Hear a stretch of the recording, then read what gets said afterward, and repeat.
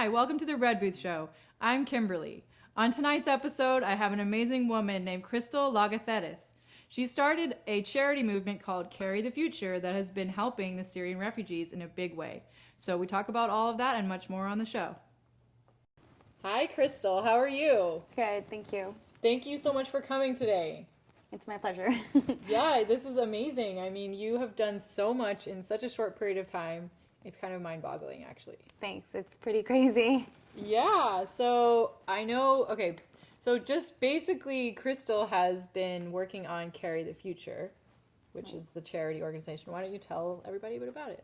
Yeah, well, it's a nonprofit organization that was basically born from a grassroots movement to bring baby carriers to the refugees that are fleeing from the Middle East right now, particularly from Syria, and are basically walking for hundreds of miles holding their children. They typically get on a raft from Turkey to Greece. That's where we've seen a lot of news of people drowning, and especially children.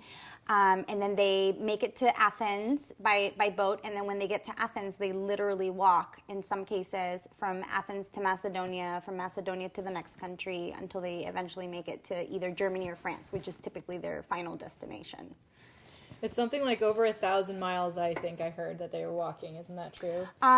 Total, yes. But that includes when their journey starts in like Afghanistan or Iraq or even Syria. They have to walk for a lot. And then a lot of times they spend several months in Jordan or other countries like Lebanon, which has like 1.1 million refugees, something like that. And then eventually they're able to come and make it to Greece. And once they do, that's the second leg of their journey, because they basically have to get to that asylum destination. Not all the countries in Europe are welcoming them with open arms. Yeah, that's a tough situation over there. Absolutely, yeah. Okay, so I know a lot of us have seen, you know, what's happening to the refugees in terms of what's happening in Syria and the terrible destruction that they've been facing. You guys started this. You started the Carry the Future. Yeah. Why don't you tell us how it started? Well, my husband's Greek, and he has family in a very small island called Kos, which is only 5 kilometers, about 9 miles distance from Turkey.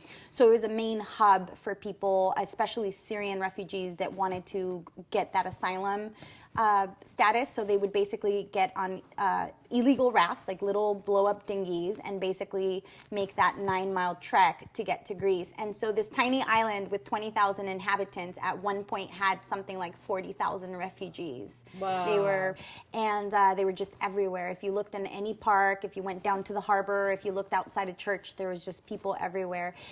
I started researching a way to help, and I decided after looking at a lot of pictures that if I was making that trip, I would want a baby carrier so that I could have my son close. I have a 2-year-old, and so that it wouldn't be next to impossible. I have a hard time just shopping, for 10 minutes to go grab a gallon of milk at the store if I'm holding my son. Yeah. So I really can't fathom the concept of hiking across all of Europe with all your earthly belongings and then a 2-year-old or a baby, and more. In a lot of cases, one family will have multiple kids because 40% of the refugees are under the age of 12.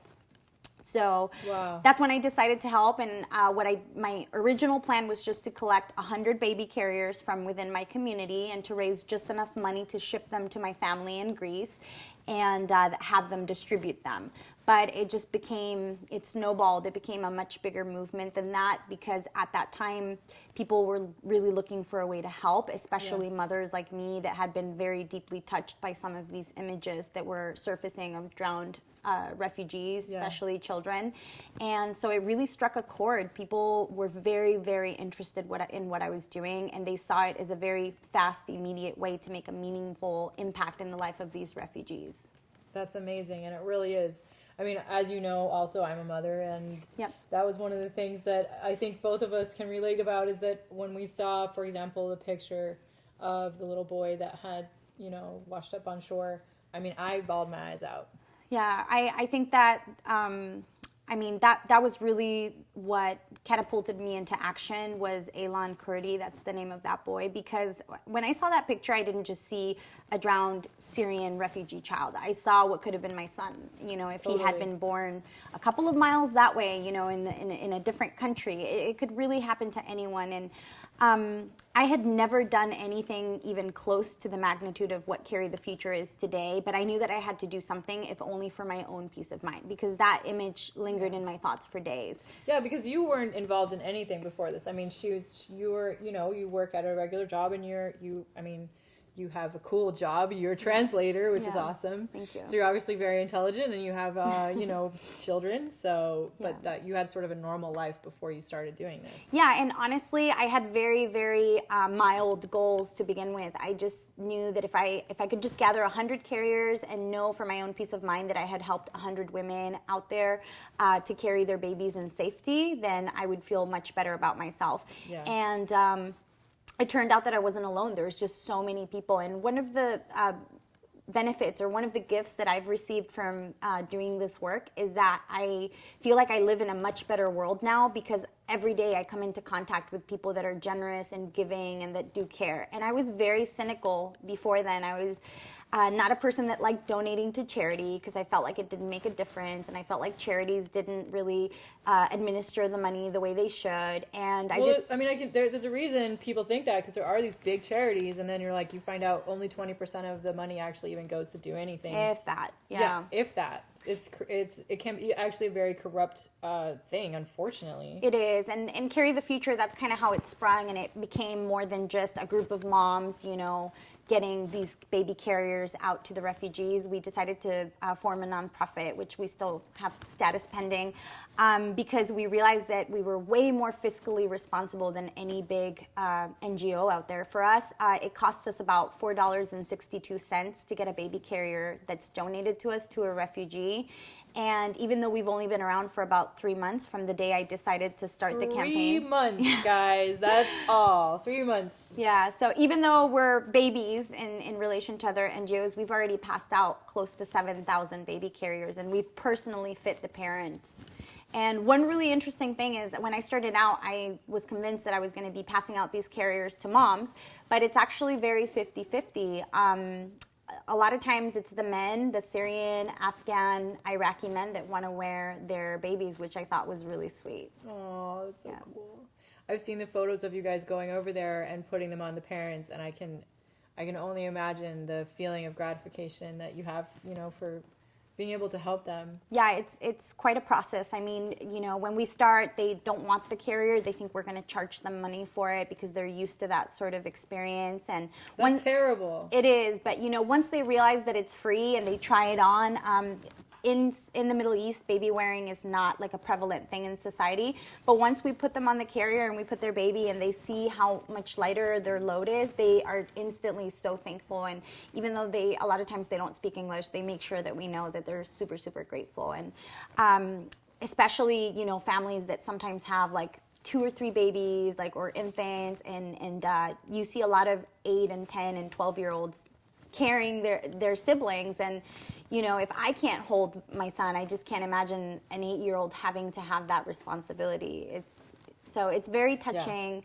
Yeah. And it's what I love the most is that it's an instant, meaningful impact. You see it right away. There's no you're helping waiting. them immediately. Yeah.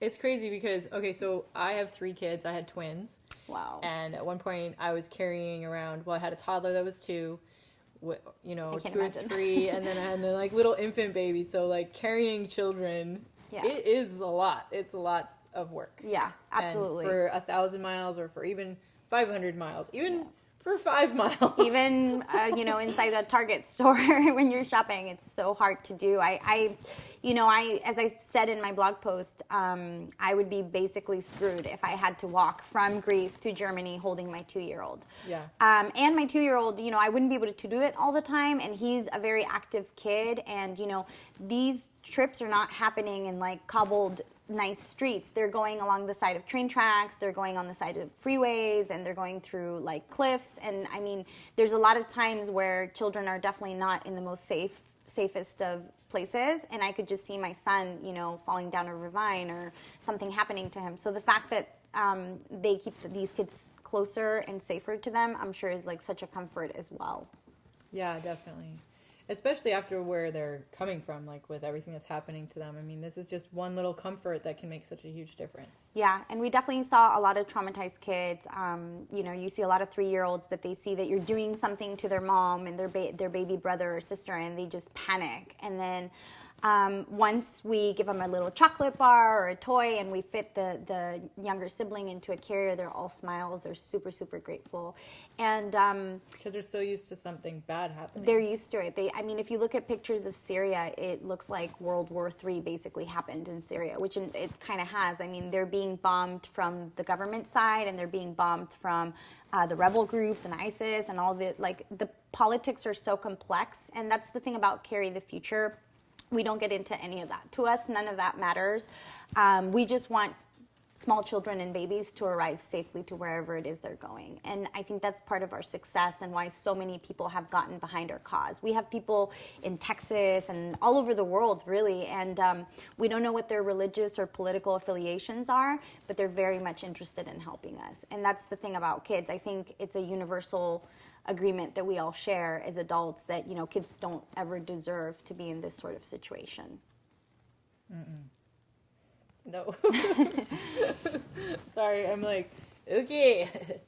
So this is really such an important thing. And I think what's amazing about what you're doing is that most people see the pictures on the internet, see the news stories, maybe cry a little like I did, or get upset, maybe post about it on social media, get frustrated, get upset. But all it really takes is to decide I'm going to do something. Yeah, I mean, that was me for years. I would see things and I would become upset, and what about world we live in, and why isn't anybody doing anything about it, and people don't care, and I was very, very cynical. But honestly, seeing this boy face down on the sand was the last straw for me. And at that point, it wasn't about really even making an impact. I knew that whatever I could do was actually going to be negligible. And I knew that I set the goal at 100 baby carriers because I could do that if I had to do it alone. Even if people didn't support me, I knew that I could collect enough for 100 carriers and send them myself. Right. And look what it turned into. It turned out I wasn't alone. It turned out a lot of people were just looking for a tangible way to help. But that's what it was about originally. Just me feeling like a good person and knowing that there's people in this world that care. That's the most heartwarming thing about it too. Is like you're showing like the minute you started something, just thousands of volunteers have joined. 5,000 to date. 5,000 in 3 months. And we've received about 25,000 carriers literally from all over the world. They've just been sending them in like a tidal wave. Yeah. And that just shows like the world is good. Yeah. There are many people out here that love humankind and care about children, and we're, it's such a great way of showing what's really the truth, Thank you. And we feel like we're at the helm of a grassroots movement. I've coined it micro solidarity. I feel like, this world isn't going to become a better place just by, sending your $5, $20, or $50 to a big nonprofit and calling it a day. It's going to take millions of people, not just doctors, not just nurses, getting involved and being on the ground whenever there's a huge crisis. If anything like 9/11 should happen again, it's going to take more than just the Red Cross. It's going to take people that can say, okay, what's needed? Let's pack our bags and let's go over there and let's help out. There's a misconception that you have to be some politician or doctor or highly trained Peace Corps volunteer to be able to help and to make an impact. And it's just not true. All we are is moms filling our suitcases with baby carriers as cost effectively as we can and going to Greece and distributing them at harbors. And so far, the officials and everybody that meets us is just super pleased with us because not only are we sending the aid, we're there to distribute it. And if there's one thing that's badly needed right now on the ground in Greece, it's volunteers. Wow. So you guys are looking for more volunteers even still, right? Yeah, we like to think that our volunteers are our greatest asset. We, as an organization, it's our priority to receive donated items and donated time from volunteers before we get any money. For us, the money is we just want to collect just enough so that we can get our aid to where it needs to go. But we want our focus, we want to shift our focus from receiving monetary donations to just receiving just enough and having more than enough volunteers that are willing to pay for their flight and give us their time and their expertise if they have it. Yeah. You've had a ton of money already donated to you guys. Yeah. I mean, we, without even trying very hard, we've gotten about $265,000. And I think that's testament to how cost effective we are with the money we receive. We try to be very transparent. And like I said, it's costing us about $5 per baby carrier to get it to the refugee. And it's a matter of weeks before they receive it. Yeah. So, and I was following you guys from the beginning when you first started and you were just trying to do those few hundred, and then then it's just been like people bringing more and more things and then packing as many bags as they can, getting on airplanes and flying out there. Yeah, we've already sent 20 people so far. We're up to almost 7,000 baby carriers distributed. And that's been only in about 6 weeks of time. We've passed out 7,000. And in 2016, that's amazing. Yeah, how many is that per day? Like, let me try. Yeah, it's about 1,000 at least. We each volunteer on the ground personally distributes at least 25 carriers per day that they're on the ground. So, and then for 2016, we have at least 6 trips lined up. So we plan to make it like we want to get those carriers to the refugees like ASAP, as quickly as we possibly can. And we're sticking to the most remote parts of Europe so that we can maximize the time that they're on this trip and on this journey, and they can use that carrier. Amazing. So, okay, so I just want to mention, like, okay, you're doing this, you started out doing this just for help, and I know that's all you're doing it for. And you've already been mentioned in the Today Show, People Magazine. You're on the cover of People Magazine. That's right. And LA Times, Upworthy, Mashable, the BBC, and Christian Science Magazine. Yeah. That's just some of the articles that have been covering this. It's been amazing. We've been in so many different publications. And what I love most about that is that we're giving people hope. You know, the thing that we constantly hear is, A, thank you for giving me a way to help by donating my carrier. Or B, wow, you know, with everything that's been happening in this crazy, crazy world recently, the Paris attacks happened like literally 2 days after we got back from our phase 1 trip. Yeah. People were thanking us for posting on Facebook these heartwarming pictures of, you know, happy babies and refugees getting these carriers. And it just goes to show that people really want to receive good news, or at least they want neutral news paired with solutions or paired with what people can do about it. I think that people are gravitating away from just bad news. The world is bad. Everything is bad. This person got killed today. That person did this. You know, they want to hear more than just that. Definitely. I know that you have been taking over baby carriers, but there's also a lot of other needs that the people, the refugees have. And I think you guys have also been bringing over some food items. Yep.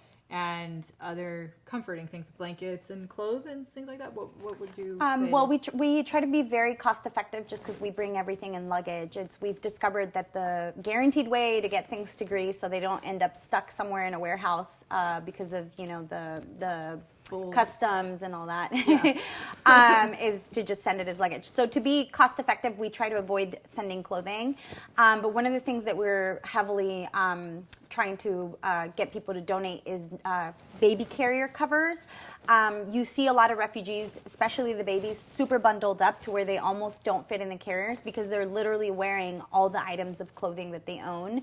And even though Greece has relatively warm weather, it's like in the 50s right now, within days, if they're in Macedonia or Serbia or any other country, it's very, very cold. And so what we try to do is we try to send especially food. So we bring a lot of baby food pouches. We had Happy Baby donate like 2 giant pallets of baby food. We stuff protein bars and little plush toys and Mylar blankets in the pockets of the carriers. And it's very sweet because when we're in our little warehouse and we're opening all these packages from people, it's just amazing the attention to detail that people are putting into their pockets. I've seen all these cute little notes and things from everybody all over the world sending you guys stuff. Yeah, pretty much any carrier we get has something in it. So it's been really, really sweet to see how much people care out there. And so that's kind of the stuff that we try to get to the refugees, things that they really need. Because we saw a lot of kids without anywhere near enough coats and warm clothing. We saw way too many hungry kids. We saw kids that were dehydrated. So in addition to the baby carrier drive, we started Operation Refugee Child, which is a totally separate Indiegogo campaign that has done very, very well. And so that money is going to be used so that we can buy protein bars, flashlights, Mylar blankets, and things of that nature that are very carefully chosen to be light, but also to be very, very helpful to these refugees when they're traveling across Europe. Amazing. I can't believe there's like nobody else doing that. It's a very scary, I don't know if it's something from my generation or if everybody has this concept, but I've always imagined that anywhere on the planet where there's a big disaster happening, it would be like an army of Red Cross volunteers. I think everyone thinks that, right? I haven't seen one single Red Cross or UNICEF or Doctors Without Borders, and I've been to 2 different islands, 2 different cities in Greece. I've been on 2 separate trips, and we've just never seen any. And I don't know if it's because it's a political issue or if they're spread too thin because there's so many islands and whatnot in Greece, but they're just nowhere to be found. I don't know why, but when we were in Kos on our first distribution trip, if it wasn't for this very small organization passing out sandwiches for dinner, people would not eat. I remember, one time I saw this 3-year-old and he started crying and he was holding a banana and a bottle of water, and that was his breakfast and his lunch for the day. And he was, I think, I don't speak Arabic, but I'm sure he was kind of like, hey, I want something more than this. I'm hungry. And that's all there was to give, So resources are definitely spread thin, and there's just not enough people out there, and definitely not enough big organizations doing something about it. Has anyone ever given you guys a hard time while you're trying to do it? No, we've, baby carriers are kind of like, I think they touch everybody's soft spot because they realize that, most people, if they're even remotely reasonable, they know that a baby is harmless and that a baby's helpless. So the port police were very welcoming to us. The authorities that we came into contact with really appreciated what we were doing. And most importantly, we had the full support of the Greek people. Greece is a country that is going through so much on their own economically. People are really struggling. And the refugee crisis has taken a big toll because, a lot of tourists don't want to go to the islands anymore, because this summer people would be laying on the beach in an exotic, beautiful Greek island, and a dinghy with like 100 refugees would just wash up on shore, like 3 feet away from them. And, unfortunately, not everyone... Like, oh my God, you're totally bothering me and blocking my sunlight. Yeah, Kos is an island where a lot of elderly British people, go on vacation. They own homes there. And there was like people quoted in British magazines saying like, I couldn't eat comfortably. I would be outdoor in a bistro eating, and people would be looking at me while I ate from across the street. And starving. Yeah. So anyways, but you know what? I've never met one Greek person that didn't appreciate what we were doing. They all congratulated us. They were so grateful that we were there to help. And being married to a Greek and having Greek family, that's just the nature of Greek people. They put the needs of others before their own, which I think is cool. Nice. I like that. Yeah.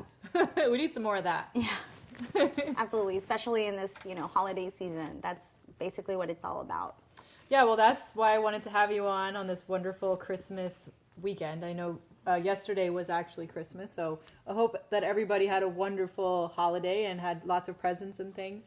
But I thought this was a great topic for us to cover this weekend because it's such an important, thing that you're doing, giving to these poor, helpless families. Thank you. And my message to everyone is that anybody can do this. It's easy, and it feels great when you give and you help other people. And I wouldn't want anyone to think that just because they're a mom or they're not some important community leader or a doctor that they can't help out. Anybody can do that. Anybody can lend a hand. And people have different passions. A lot of times, one of the main ways I was criticized why aren't you helping the people at home first? Why aren't you, helping the veterans or whatever? And my idea on that is that people have different callings and passions. Some people are very, very passionate about orphans in India.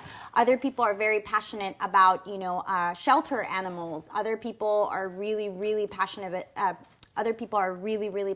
about preserving this planet or history. So it just, everybody has their own calling, and everybody has qualities that they can bring to the table that would benefit others. And that's really all it is.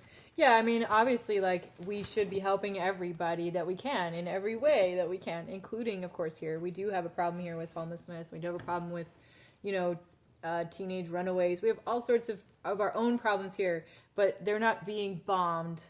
And it's totally a different situation. It's a very different situation, and I think there hasn't been enough press coverage. Not enough people know that Syria has been for several years in the midst of a civil war. Yeah. It's not normal circumstances. They're not running because there's a lack of jobs. They're running because there's nothing left. We saw so many kids. We had a translator with us, and the translator had the opportunity to talk to a few dads. And I remember one man. He spoke excellent English. He had a very large family. He had 2 teenage sons and then a 12-year-old daughter and then a few smaller ones. And the translator asked him, why did you come from Syria? And his answer was, my 12-year-old hasn't been to school in 4 years. My teenagers haven't been able to graduate from high school. They haven't gone to school in years. There's no future for us. Our house got bombed, and he showed us his wrist, and I'll show you the picture, but he showed us his wrist, and he had a bullet wound that, had shattered his wrist. And so he really didn't see it as having a choice. I mean, he wanted a future for his children, and that was the reason he left Syria. Well, you can't live there. There's too much bombing still happening right now. Right. So it's crazy. Absolutely. Well, I think it's so wonderful what you're doing and what everyone that's helping you has been doing. Thank you. I know it's becoming an army of awesome people. It is. It's definitely not just me anymore. I have amazing volunteers. That's what Carry the Future is all about. It's the people that help us out and that volunteer with us that make us who we are. Cool. Well, I hope you get a ton more people and you get to bring lots of stuff out there for everybody and help them. And I just think it's amazing. So I'm sure we'll keep hearing more about you in the news, and you'll get more help. Yes. Thank you so much. It's I'm very grateful to be here and get to talk to you about it. Yes, thank you so much for coming. Thanks.